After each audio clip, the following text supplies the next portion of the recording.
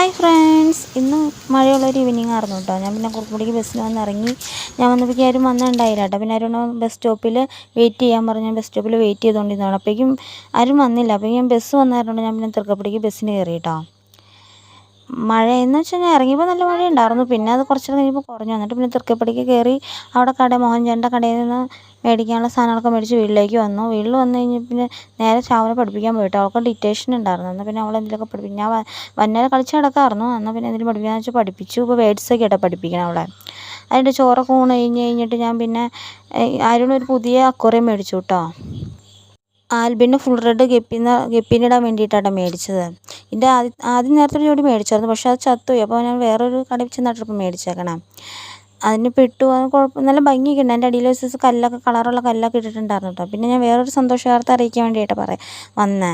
ഇന്ന് ഞങ്ങൾക്ക് 100 സബ്സ്ക്രൈബറായിട്ട്. എന്നെ സംബന്ധിച്ച് 100 സബ്സ്ക്രൈബർ ആവാമെന്ന് വെച്ചാൽ വലിയൊരു സന്തോഷമുള്ള കാര്യമാണ്.